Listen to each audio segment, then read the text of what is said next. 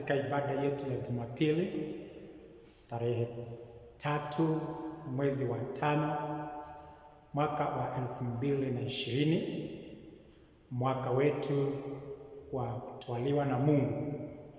Mpendwa, popote unaponisikiliza siku ya leo, ni Jumapili nyingine ambayo Bwana kwa rehema na fadhili zake ametujalia kuweza kufikia tena.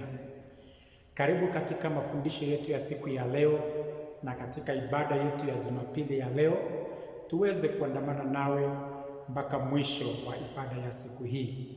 Mpendwa, popote pale unaponisikiliza, ningependa tuombe ili tuweze kuendelea na somo letu ya siku ya leo, tukianzia mahali tuliwaachia wiki uliopita katika mafundisho yetu ambayo inakuwa ikiendelea kwa muda mchache utakayokuwa mbele zetu.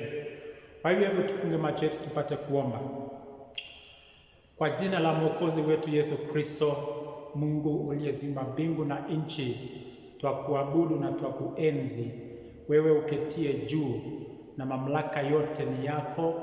Asubuhi ya leo Bwana, kwa neema yako umetujalia kuona siku hii nzuri ambayo umetutengea tuweze kuwa pamoja nawe. Na hapo soma neno lako na watu wako wanaposikiliza, naomba Bwana fadhili zako zikawe juu yao na ukaweze kuwafunulia siri katika neno hili ambalo tunaendelea kusoma. Uhimidiwe na utukuzwe milele, kwa jina la Yesu Bwana wetu tumeomba. Amen. Mpendwa, kama vile tulivyokubaliana na kuagana wiki uliopita, ni kwamba somo letu ama neno letu la wiki chache zilizo mbele yetu ni kuwa mtu tofauti, becoming a different person. Hilo ndilo neno tuliloanza wiki jana, na neno hilo tulilisoma kwa maneno ambayo Mungu alinena kwa sababu ya mtumishi wake Kalebu. Na wiki jana tulisoma katika kitabu cha Hesabu, ambapo hata siku ya leo bado tutasoma neno hilo, na kwa neema ya Mungu ninaamini siku ya leo bado Mungu ako na jambo ambalo angependa kusema nawe. Kwa hivyo uwe pamoja nami mpaka mwisho, na ninaamini ya kwamba bila shaka Bwana atakusaidia na atakuwa ameweka jambo moyoni mwako kama vile ambavyo nami ameiweka ndani ya moyo wangu, ili tuweze kugawa pamoja. Tulisoma Biblia wiki jana katika kitabu cha Hesabu, mlango wake ni wa 14, aya yake ni 24, na tulichukua neno moja katika Jumapili uliopita ambalo tulienda nayo kwa dakika chache tulizo nazo. Siku ya leo tutachukua neno la pili kutoka kifungu hicho hicho tu cha wiki jana, neno la pili ambalo ni sifa ya msingi kwa mtu ambaye anaweza kufanyika mtu tofauti katikati ya mambo ya kawaida. Mtu ambaye ni tofauti katikati ya watu walio wa kawaida ana sifa kadhaa, qualities in his life. Na hayo ndiyo nilisema tutakuwa tukigawa wiki jana ili tuweze kuandamana pamoja.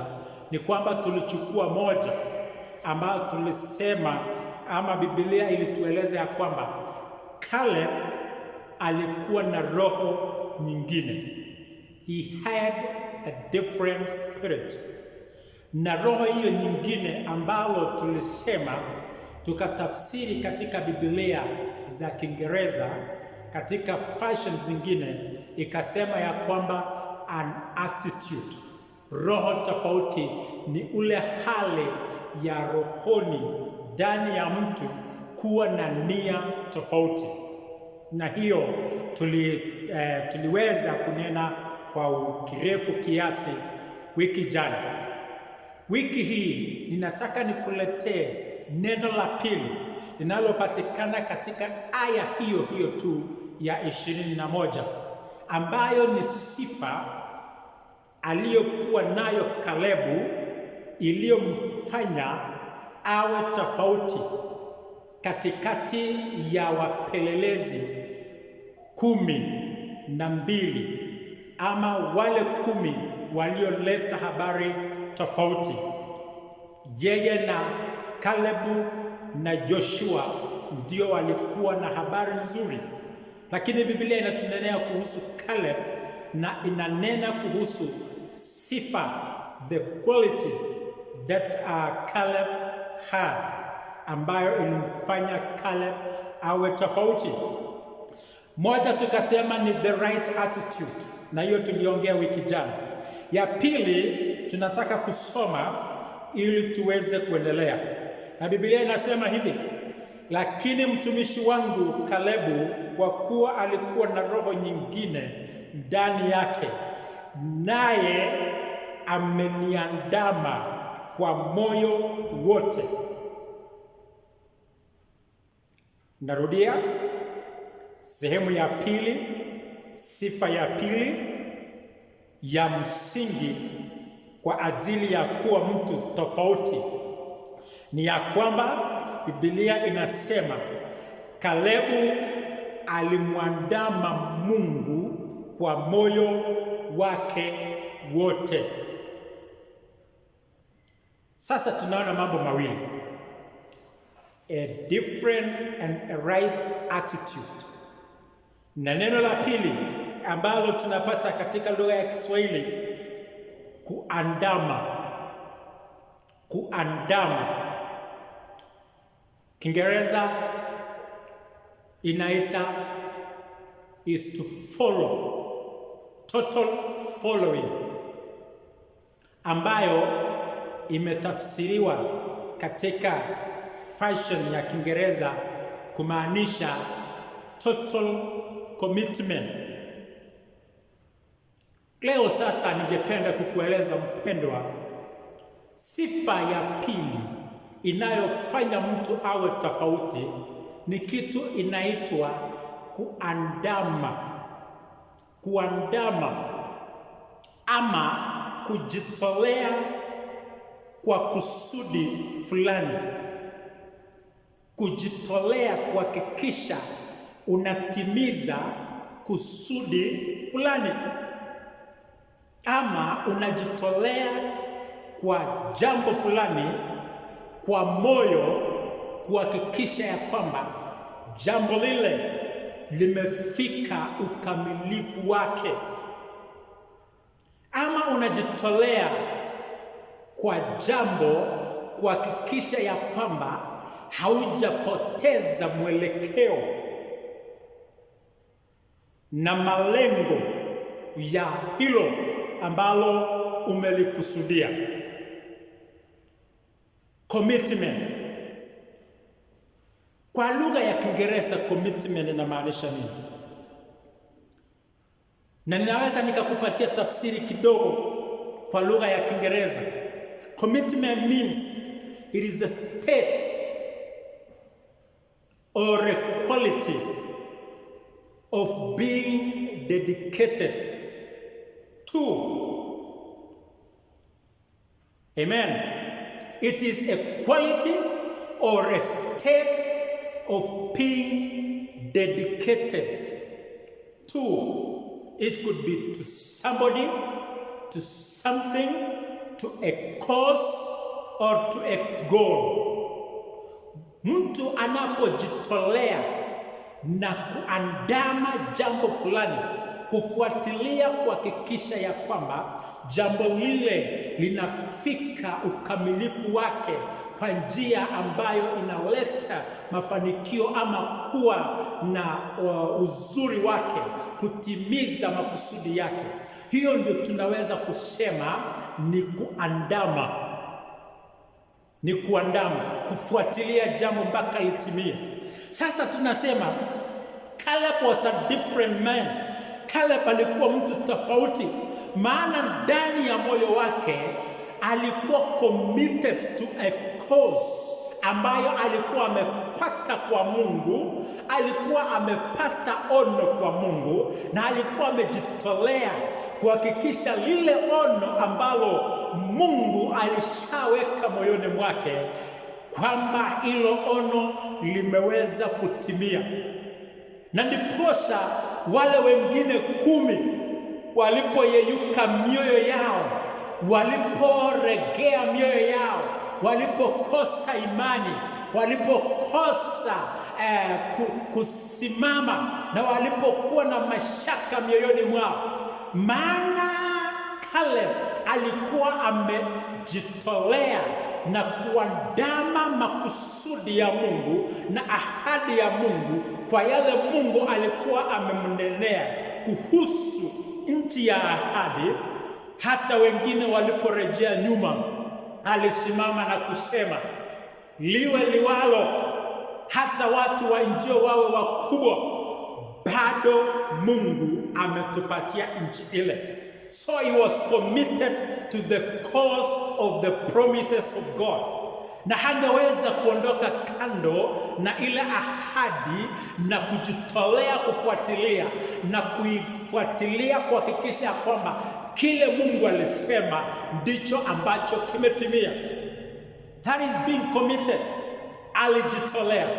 Na kwa sababu ya hiyo, ndugu zangu, mtu aweze kuonekana ni mtu tofauti, lazima awe ni mtu ambaye anajitolea kufuatilia na kuhakikisha na kuandama mpaka hakikisha ya kwamba chochote ambacho anakusudia kuifanya imetimia.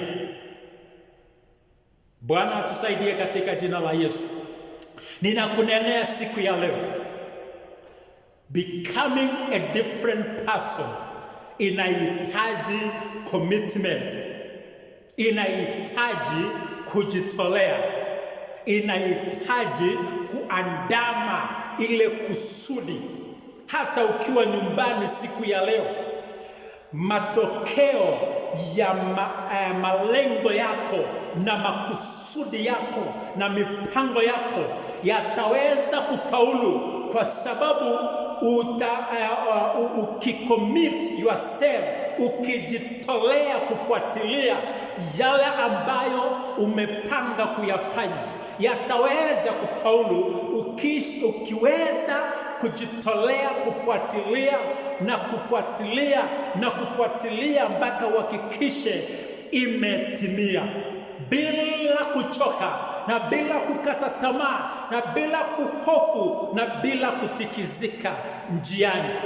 Utakapokuwa na moyo ambayo unajitolea kwa kusudi kufuatilia kuhakikisha imetimia, hiyo ndio tunaita kuandama. Sasa Mungu alipotazama Kalebu, akaona ni mtu ambaye moyo wake uliandama maagizo ya Mungu, ulifuatilia maagizo ya Mungu, ulifuatilia ahadi za Mungu, hakuenda kando kwa maneno ya Mungu, aliyafuatilia. Mungu akaona huyu ni mtu tofauti ambaye anaweza aminia yeye mambo makubwa, kwa sababu moyo wake unaandama makusudi ya Mungu. Mpendwa, unaponisikiza siku ya leo, katika jina la Yesu, ninataka nikuhimize ya kwamba God is calling us to be a different man, different people. God is calling us today that we may stand a different person amidst ordinary. Katikati ya mambo ya kawaida, Mungu anatuita tuwe watu tofauti. Dunia ya leo na nyakati hizi ambazo hatuko pamoja, wewe uko nyumbani, mimi siko na wewe, kila mmoja ako kwake kwa sababu ya janga lililomo duniani. Lakini yale ambayo yanaendelea, utakuta ya kwamba watu wote duniani, kila mmoja wanaongea mambo tu yanayoandamana, yanayoshikamana na mambo ambayo yanaendelea.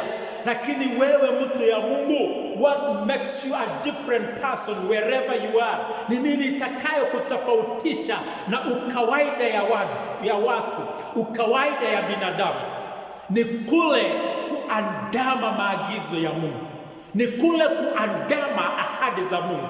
Mungu atakapokuona moyo wako unajitolea kuandama maagizo yake, kuandama ahadi zake, kufuatilia maagizo yake, yeye atakuwa na neno la kusema juu ya maisha yako.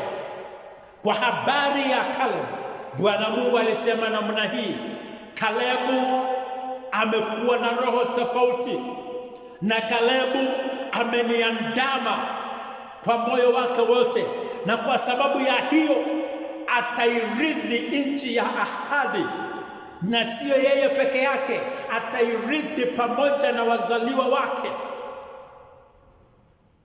Ukijitolea kuandama ahadi za Mungu, ukijitolea kuandama maagizo ya Mungu, kufuatilia, you commit yourself to the promises of God, to the word of God, and ujitolee moyoni mwako kuhakikisha ya kwamba hauendi kando na maagizo na maneno ya Mungu.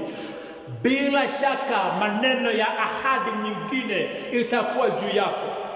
We are coming to the end of this pandemic. Huu ugonjwa utaisha, utamalizika, na ni Bwana Mungu peke yake ataiondoa duniani.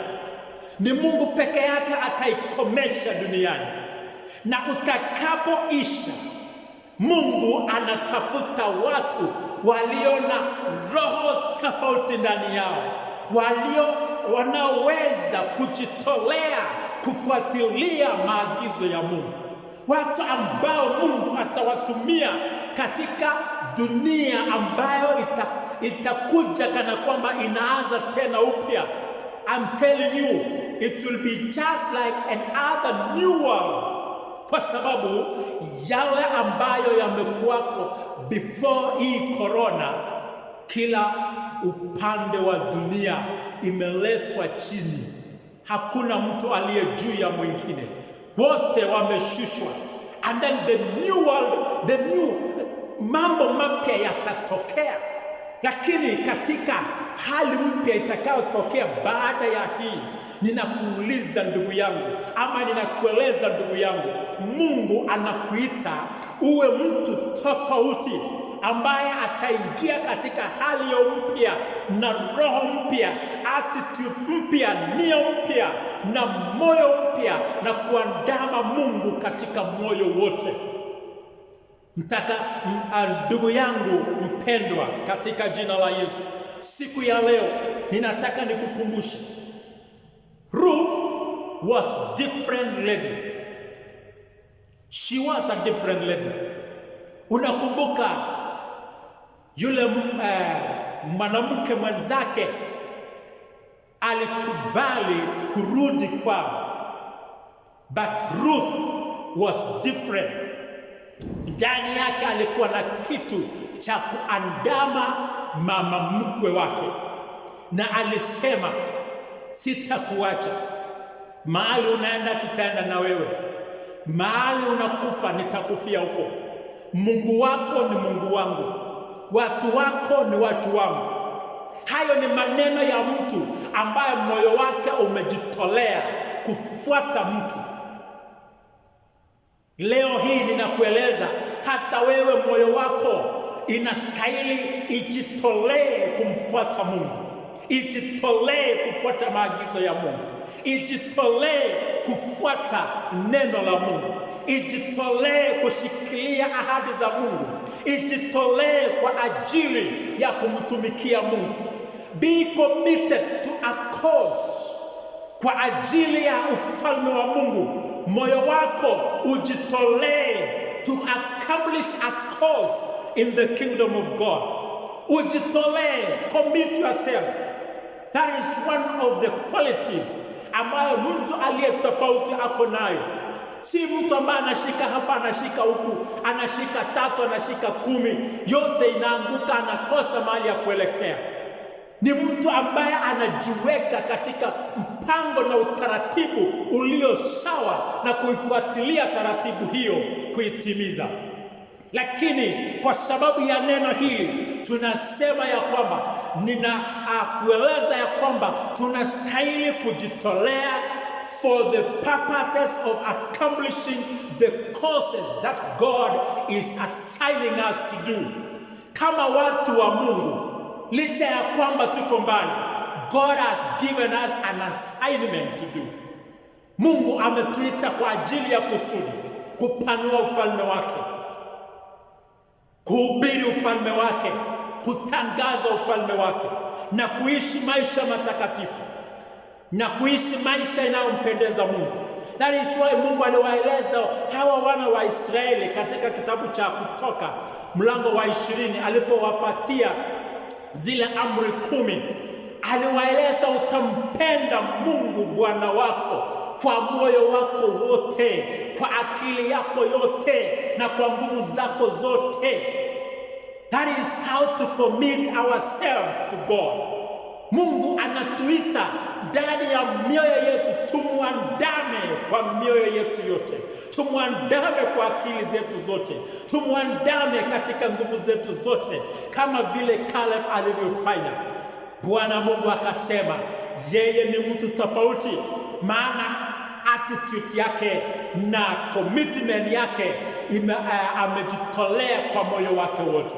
Mpendwa, ninakutakia baraka za Mungu na ninakutakia msaada utokao kwa Mungu. Bila shaka utakaposhika maneno hayo, the right attitude and being committed is what will make you a different person. Kuwa na nia sawa na kujitolea kote kwa moyo wako, hicho ndicho kitakacho kufanya wewe uwe mtu tofauti katikati ya watu wengine. Na Mungu ametuita tuonekane watu wa ufalme. Sisi hatustahili kuishi maisha ambayo ni ya kawaida. Mungu ni upande wetu, Mungu atendaye miujiza, Mungu ambaye anafanya mambo mapya kila wakati, Mungu ambaye ni mkuu, amejaa siri za mbingu, amejaa mafunuo mengi. We need to be different. Tuwe na mafunuo mengi ndani ya maisha yetu na siri nyingi za Mungu ndani ya maisha yetu. Kila wakati kuwe na jambo jipya linalojipuka ndani yetu. Tukimwandama Bwana, hayo yote yatafanyika, na hayo yote ndiyo itakayokufanya mpendwa uonekane wewe ni mtu tofauti. Bwana akusaidie na anisaidie katika jina la Yesu, ya kwamba sisi zote tuwe watu walio na nia tofauti na tuwe watu waliojitolea na wamemwandama Bwana. Tunapojitolea na kumwandama Bwana katika yote ambayo tunafanya, all will be well and will be people with a difference in our lives. And God bless you as you purpose, unapokusudia moyoni mwako kuwa mtu tofauti. Weka ndani ya moyo wako commitment, weka ndani ya moyo wako right attitude. Endelea, ishi na hizo. Tumikia Bwana katika right attitude na ujicommit katika kumtumikia Bwana, na bila shaka Bwana atajidhihirisha kwako, na katikati ya watu walio wa kawaida wewe mwenyewe utaonekana mtu aliye tofauti. Bwana wa uzima akubariki, akutende mema. Purpose to be a different person. Even as we come to the new world, new happenings after this pandemic, purpose to be a new person, a different person in your church, in what you do. Purpose to be a different person. Kusudia kuonekana tofauti. Hata baada ya Mungu kukujalia wewe uishi baada ya hii corona, wacha uwe mtu tofauti kwa kanisa lako. Jinsi unavyofanya kazi zako, jinsi unavyohudumu, jinsi unavyompenda Mungu, jinsi unavyojitolea kwa kazi yake, uwe mtu tofauti mpendwa. Uwe mtu tofauti hata nyumbani kwako, kwa watoto wako, kwa jamii yako, kwa kijiji chako. Uwe mtu tofauti na ujitolee kuwa mtu tofauti ukiwa na nia iliyo nzuri. Bwana akubariki katika jina la Yesu. Wiki kesho tutaona sifa ya tatu ya mtu aliye tofauti. na ninakuomba usiondoke mahali hapo. Tukutane wiki kesho kwa jina la Yesu. Bwana wa uzima akubariki na akutende mema. Hebu tuombe. Baba na Mungu wetu, muumba mbingu na nchi, kwa jina la mwanao Yesu, tukubariki Bwana, maana wewe ndiwe Mungu, wala hatuna Mungu mwingine. Siku ya leo umetukirimia kwa neema yako, na Bwana unakusudia utufanye watu ambao wamejitolea katika nia safi na kujitolea ndani ya mioyo yetu kwa ajili ya kutimiza makusudi yako. Wabariki wapendwa wote ambao wana mipango mbalimbali, wasaidie wajitolee kufuatilia maagizo yako na kutenda yaliyo mapenzi yako. Bariki kanisa lako hata kwa wakati huu mgumu. Inua watu wako, bariki mioyo yao, jamii za watu wako, kutana na wao. Walio wagonjwa Bwana wakumbuke, waponye katika jina la Yesu. Hata wanaougua kwa sababu ya gonjwa iliyoko duniani, waponye katika jina la Yesu. Huku ukiponya nchi yetu, ukiponya taifa letu, linda viongozi wetu, watetee, wasaidie, na uponye dunia yote kwa ujumla. Bwana, ukitenda mema, sifa na utukufu zinakurudia, maana wewe ni Mungu kwa hali zote. Kwa jina la Yesu tunaomba na kuamini. Amen. Bwana akubariki mpendwa, mpaka tukutane next week. Amen.